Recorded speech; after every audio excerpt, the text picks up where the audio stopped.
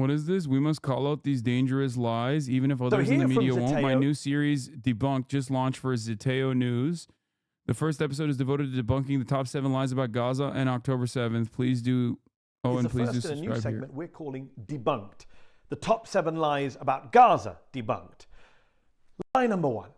There was already a ceasefire on October the 6th, and Hamas broke it. You see it said everywhere by Benjamin Netanyahu, by Hillary Clinton. They all say it, and yet it's completely false. Just 2 weeks before October the 7th, Israeli airstrikes hit Gaza for the 3rd day in a row.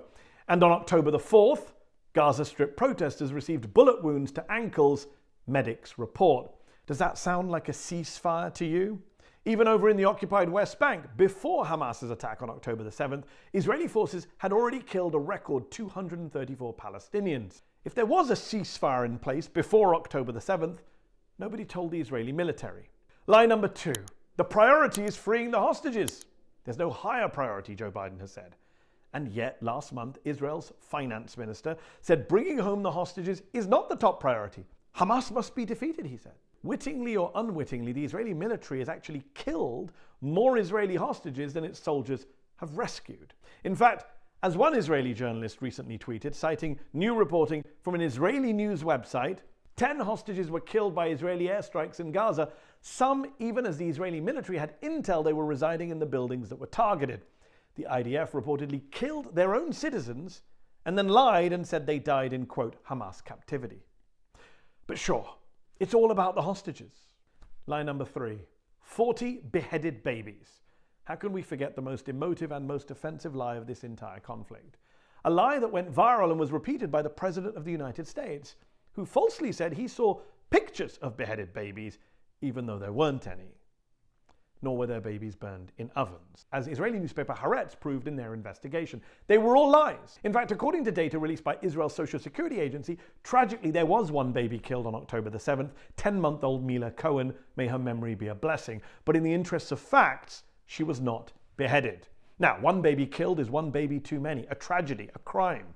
But 40 beheaded babies is just a cynical, reckless, repulsive lie that was then used to justify... Did Biden ever address that? No. One thing you have to remember is that if you are lying, but your lies align with the State Department interests, you never have to apologize for it. As a matter of fact, you will get celebrated for it and you will get elevated for it. On the other hand, however, if you are consistently against State Department propaganda and State Department interests, if you are ever even caught getting something wrong, even if you immediately correct yourself, it does not matter. They will literally badger you and hit you over the head with that over and over and over and over again. Okay? Noam Chomsky is a great example of this. Okay? People still bring up him saying, I would like to wait for confirmation on Khmer Rouge numbers. Okay? Noam Chomsky has been correct on American foreign policy so consistently when the State Department hasn't. And yet, one is an outsider and routinely yelled at and even considered a tanky by some, it seems, nowadays, which is really funny because he is a literal fucking libertarian, like in the actual traditional sense, not in the American sense. Okay? And that is because he is consistently against America's imperialist interests. This dynamic exists for anyone and everyone, okay? You just need to remember that. You need to remember that no matter what. Just, that's it. Take that home with you. The killing of hundreds of Palestinian babies. Line number 4, there was a Hamas base underneath the Al-Shifa hospital.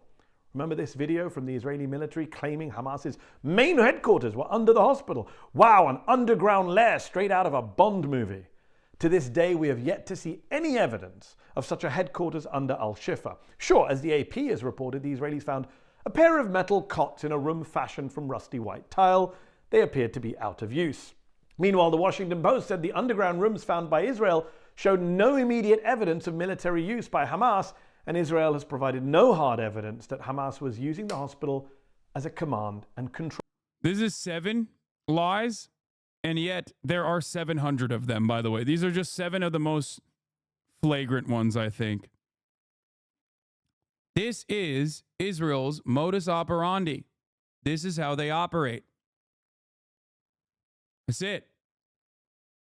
And the media knows it, and they refuse to actually report on it in the way that they would for Russia, for example. Okay? That's it. The level of criticism that we have for Russia, 2 states that are engaging in similar acts of violence, okay? Colonial occupation at this stage, annexation, and relentless bombing campaigns on top of a civilian population. And yet one is a foreign adversary, the other one is a ally. Not even a foreign ally, but just simply a state, right? A military base. Look at the way that the media is critiquing Russian statements, even when they're sometimes, in the off chance, correct. Okay?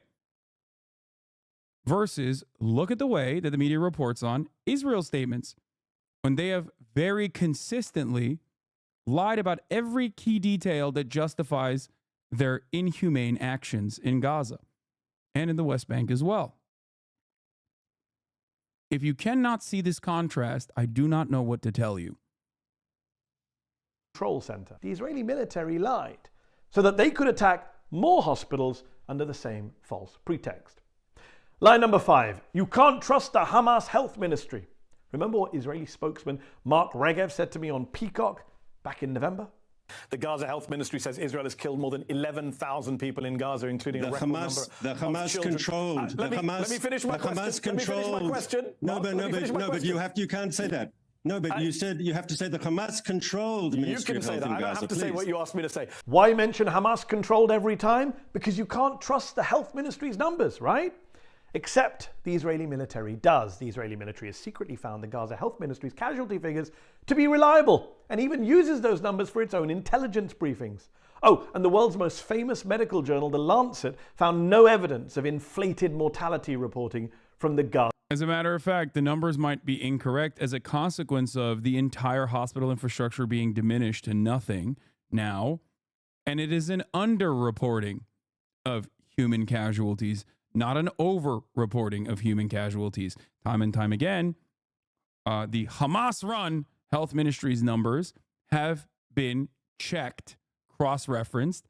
Israel themselves uses the Hamas health ministry's numbers. The American State Department themselves use the Hamas health ministry's numbers.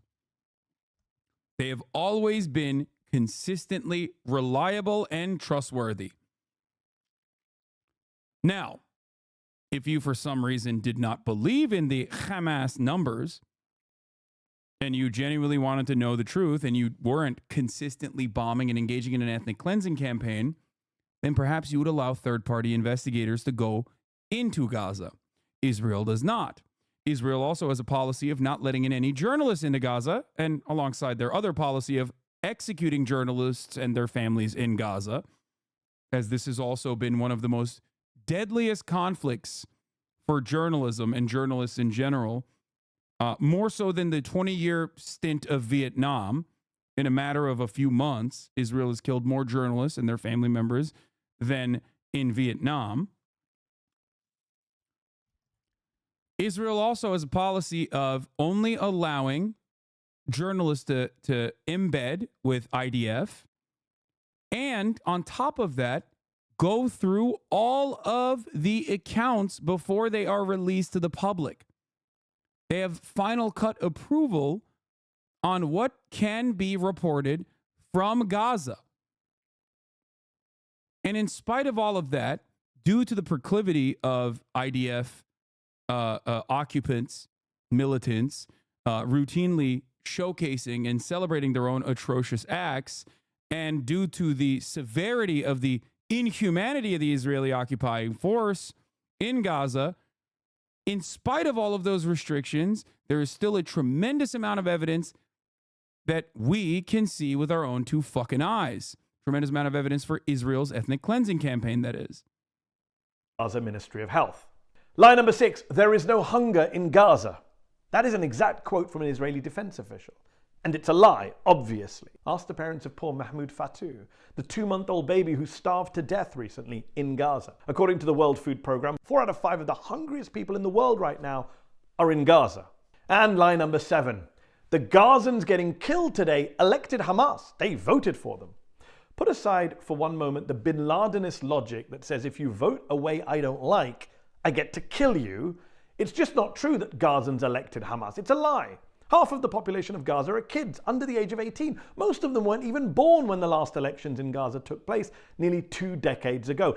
And even in those 2006 legislative elections, Hamas didn't win a majority of the votes cast in Gaza. So, again and again, the Israeli government and its supporters in the West Tried to show a friend your video talking about Michael Brooks, and my man said your name sounds Muslim, so of course he's not going to believe you. What the fuck do I do with these doo-doo heads, man? It hurts to see friends do this. Oh.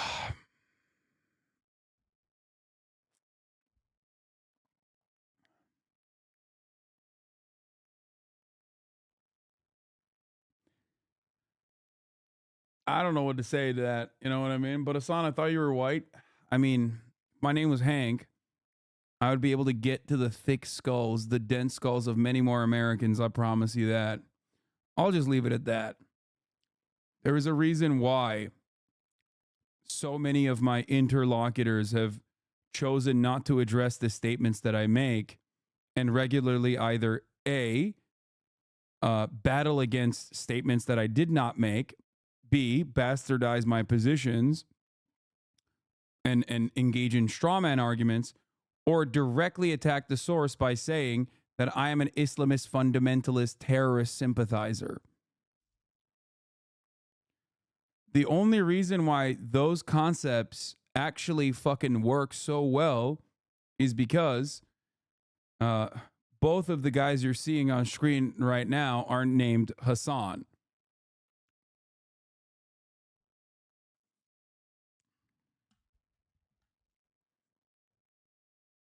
That's it. You know, yeah. One of my most pressing, yeah. One of the things I heard so much was that I should go back to my own country or join the likes of the Houthis so that I could be bombed by the Navy. Like, this is not an argument. This is not a criticism of any of the points that I'm bringing forward.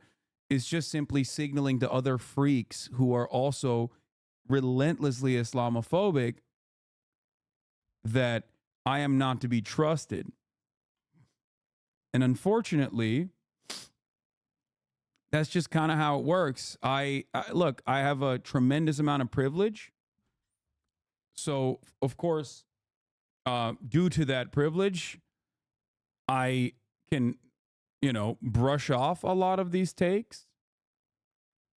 There are plenty who are in a worse situation than myself who are visibly Muslim. Okay. More so than myself. Morgan is a great example of this. Frogan, as you guys know, who is getting the Ilhan Omar treatment from anyone and everyone right now. It is pure Islamophobia. No matter how hard people try to claim it's actually about what these people are saying, it's not. Okay? It's not. We, on values and on principles, abhor anti-Semitism and criticize the state of Israel. Criticize the actions of Israel as a violent apartheid ethno-state. Okay? Our values are also aligned with the likes of many anti-Zionist Jews. Okay? From the likes of Sam Cedar all the way to Felix Biederman and many other media figures, but also, more importantly than just media figures, famous Holocaust historians, Israeli journalists, and the like. And yet, of course, they do not get the same level of attention and the same level of animosity and virulent Islamophobic sentiment expressed towards them. Because the difference is you're Muslim. And Americans are predisposed after a decade or 2 decades of Islamophobic sentiment to justify the war on terror, which we also simultaneously acknowledge as a failure, are trained to say, well, you're an enemy combatant. Even if you don't use those terms, and some do, like Destiny, who does use those terms. Others may not use those terms, but have that same energy.